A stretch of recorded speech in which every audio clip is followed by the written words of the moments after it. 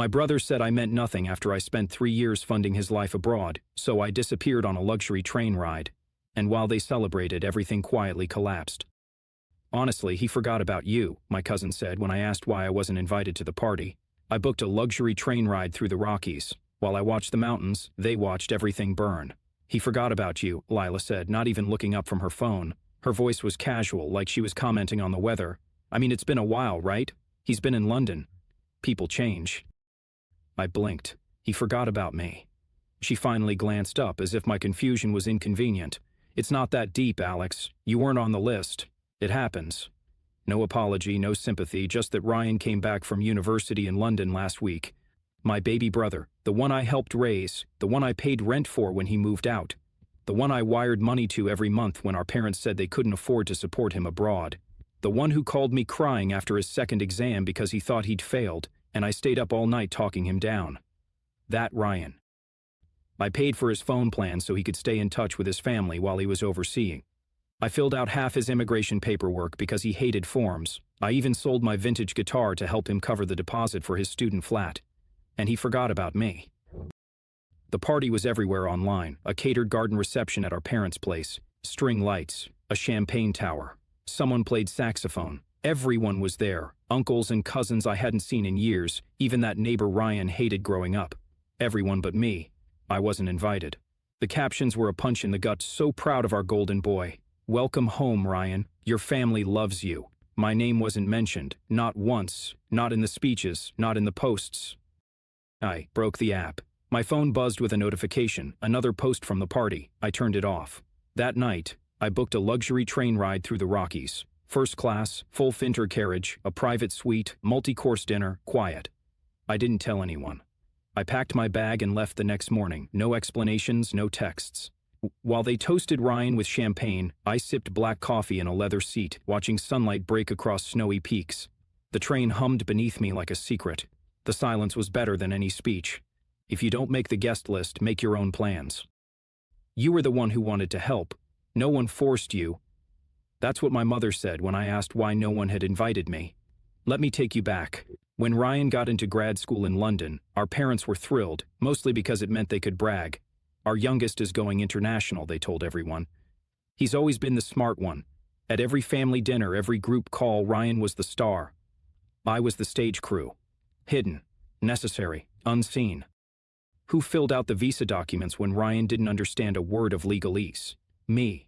Who wired the first semester's deposit while our parents claimed their accounts were frozen? Me. Who stayed up refreshing embassy forms until 3 in the morning because Ryan lost his passport before finals? That was me too. I never complained, I just handled it because I loved my brother. Or maybe I just wanted someone to finally say, thanks, Alex, we see what you're doing. Instead, I got silence, or worse, guilt tripping. You're the oldest, Dad said one night. It's your job to help your brother get on his feet. My job? I asked. He's 24, not 14. You don't have a family of your own, Mom cut in, so it's not like you've got other obligations. That hit me harder than I let on. It was true. I didn't have a wife, no kids, just a small apartment, a steady income, and the kind of silence that followed you into bed at night. I told myself that helping Ryan gave my life purpose, that every transfer, every favor, was me doing something useful. So when he left for London, I didn't just wave goodbye. I became his shadow assistant, his therapist, his emergency fund. When he called crying because his long-distance fiancée was thinking of leaving him, I flew her to him. That's not a metaphor. I paid $1,400 for a flight and told her it was from him so he wouldn't feel ashamed. They made up. She posted a reel with soft lighting and a caption that said, when he does everything to make it work. Of course, I wasn't tagged. When he lost his internship and panicked about paying rent, I pulled from my emergency fund, the one I'd been saving for a down payment on a condo, and said, don't worry, just focus on school. But the more I gave, the less I heard from him. Messages went from full paragraphs to one-word answers. Calls stopped. My name faded from the conversation. I didn't even know he was flying home until Lila mentioned it at a family brunch. Oh yeah, Ryan gets in next week, she said, dipping her toast in yolk. There's a huge thing planned. I nearly choked on my coffee. A huge thing? Yeah, backyard reception, garden lights, open bar, live music, like a whole vibe. I blinked. No one told me. Lila paused, like she realized she'd slipped. I'm sure you're invited. You must be. But I wasn't. A week later, still no invite, no call, nothing. So I texted Mom. Hey, what's the plan for Ryan's return? Want me to help set up? She replied 4 hours later, oh, it's mostly under control. We thought you were busy with work. Busy with work. I stared at the message for a long time. That was it. No, we'd love to have you. No, come early. Ryan would love to see you. Just... I showed the text to my friend Maya that night. She read it twice and said quietly, you know they're icing you out, right? I'm the one who helped him survive London. Exactly, and now he doesn't need you. That's why this is happening. Still, I held on to a shred of hope. The night of the party, I dressed like I might still be invited last minute. I kept my phone close, just in case. Nothing came. Instead, I watched the stories roll in. Ryan hugging our parents beneath a string of golden lights. Ryan dancing with his fiancée to a live saxophone. Ryan raising a toast while my dad clapped like he'd just won Father of the Year. Lila posted a group photo with the caption, "The people who matter most." I wasn't in it. I called her. I never do, so she answered instantly. Hey Alex, what's up? You wasn't I invited? Silence. She sighed. I don't know, maybe you should talk to Ryan. Did you know? Pause. Then, honestly, he just forgot about you. Just like that. I hung up before she could add anything. I didn't cry. I didn't rage. I just opened my laptop, went to the Via Rail website and booked something I'd looked at for years. The panoramic luxury train across the Canadian Rockies. 4 days, full glass domes, gourmet dining, no phone service, no family. The confirmation email popped up, and for the first time in months, I felt peaceful. They had made the guest list. I'd make my own. The day after, I boarded the train. The party burned down, metaphorically and almost literally, but I didn't know that yet. I was in a glass dome carriage, somewhere between Jasper and Kamloops, sipping red wine, while sunlight spilled over the Rockies. It was silent, but not empty. The kind of silence that is weighted, like it's holding your grief and giving you space to breathe. Then my phone buzzed. No service, of course. The train didn't believe in distractions. So I didn't know what was happening back home. Not yet. Not while I was watching golden trees blur past snowy cliffs and eating duck confit off white porcelain. But they were unraveling. They always thought I was the quiet one, the boring one, the one who'd never snap. And maybe that was true, until they made it painfully clear I didn't matter. Apparently, the unraveling started when Ryan's fiancée Clara found out that he hadn't paid for any of the wedding deposits. I had. The venue, the planner, the photographer, all of it had been covered using the same family card our parents gave him, which was secretly linked to my account. I'd forgotten about it.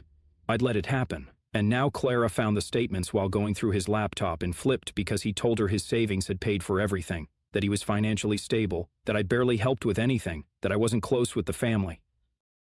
When she found a Google Doc labeled, Alex Emergency Plan, Worst Case, she snapped. Want to guess what it said? A step-by-step list of what to say if I ever tried to call him out in public. Quotes, deflections, lines like, Alex has always been dramatic. He gets jealous when I succeed. He just wants attention.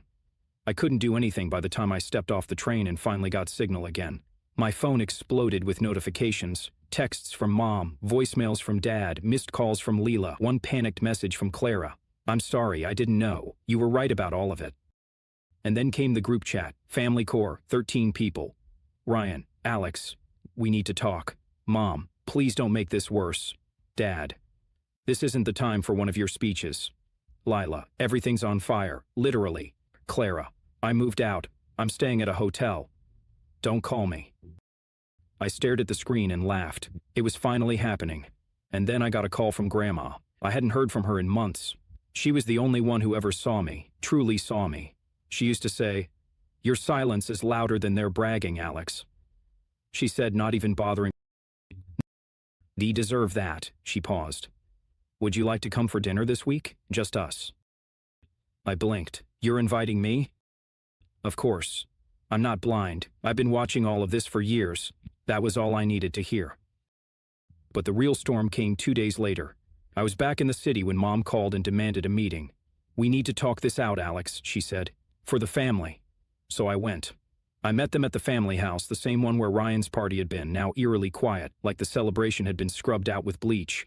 When I walked in, the air was already tense. Ryan was sitting in the living room, pale, silent, hands clenched. Dad stood near the fireplace. Mom was pacing. Clara's absence was like a ghost no one could mention. And then Mom turned to me, hands on her hips. "You've been childish," she started. You made a scene by not coming. Do you have any idea how humiliating it was to explain to guests why you weren't there?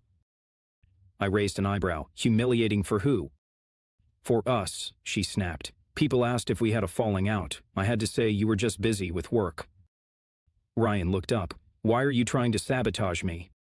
I let out a dry laugh. Is that what you think I'm doing? Sabotage? You didn't even tell me you were upset, he said. You could have just said something. Oh, you mean like when I texted Mom asking to help with your party and she ghosted me? Or when I found out I wasn't invited from Instagram?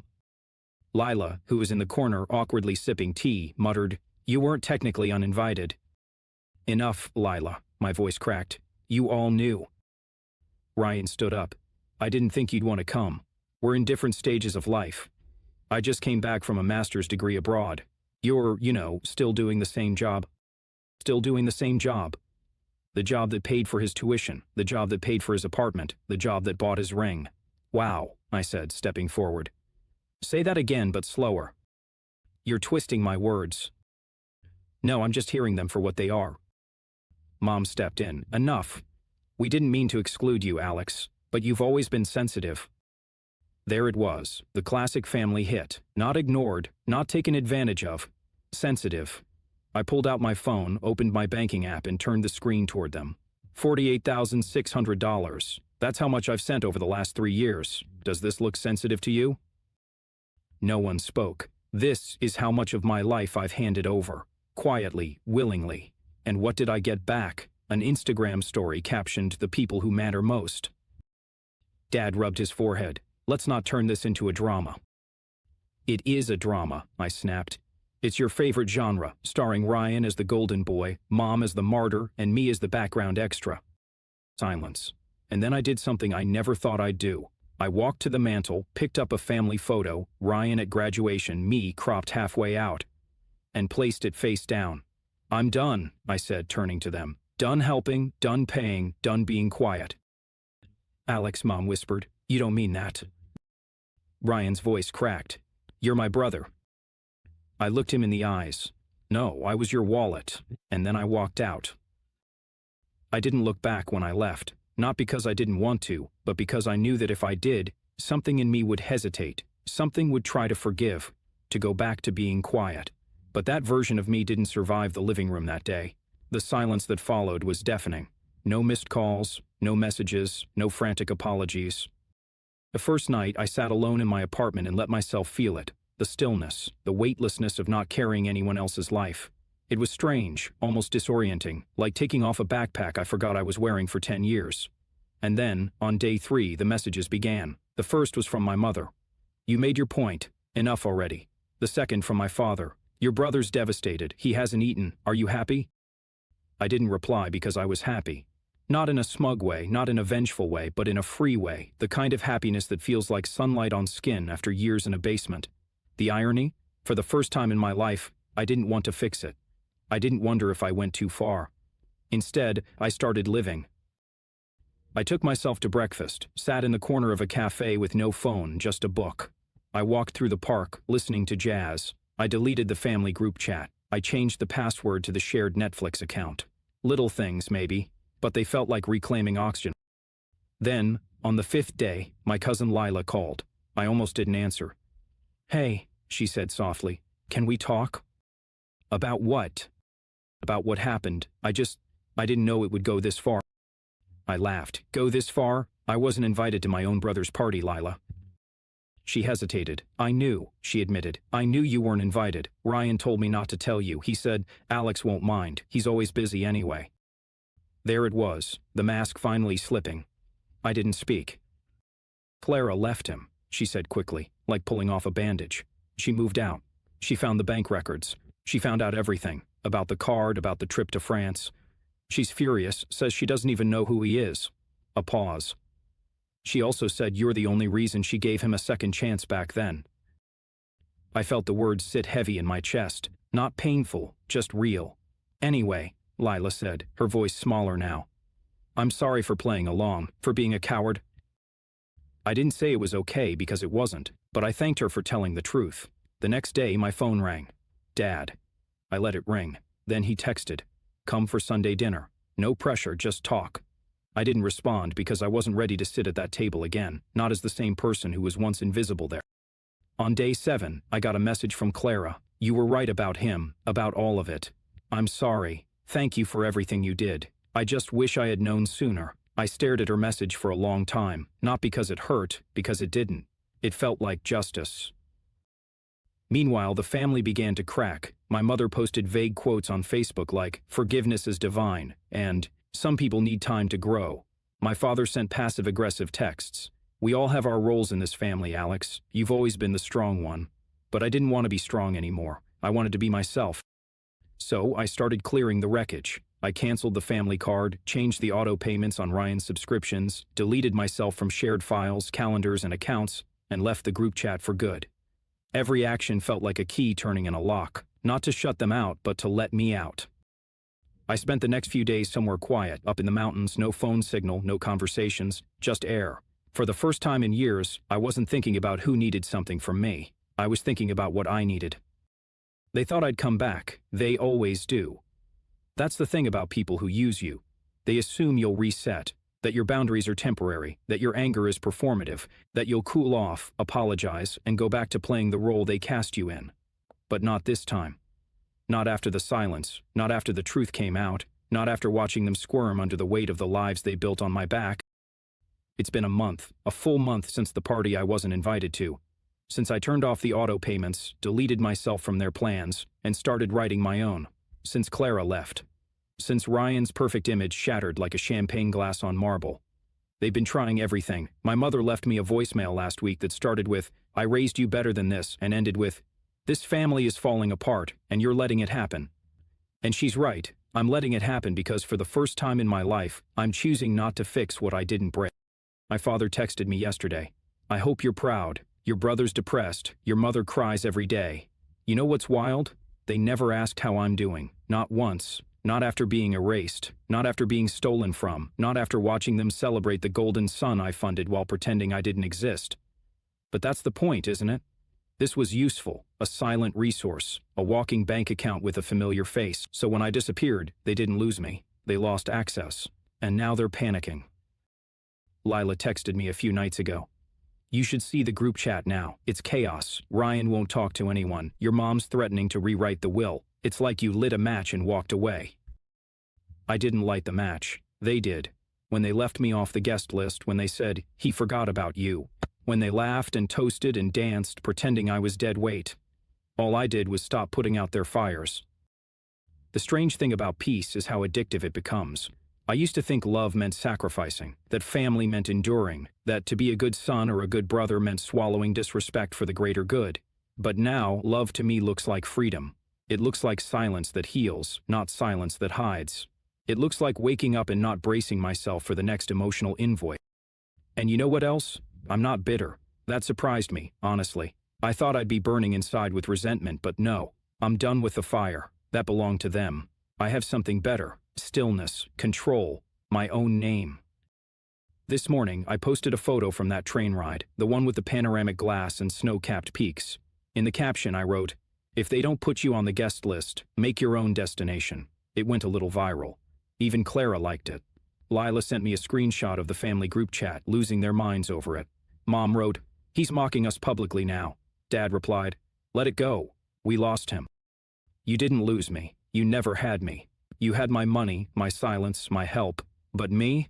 You never even saw. I don't know what the future holds. Maybe one day I'll sit across from Ryan and he'll say the words I deserved 10 years ago. "I'm sorry. I used you. I was selfish." Maybe he won't. Either way, I'm not waiting for it. I've stopped building bridges that only I walk on. From now on, I'm building walls, not to keep people out, but to keep myself in, to protect the parts of me that were drained dry trying to keep others comfortable, to guard the peace I bled for, to finally, unapologetically choose me.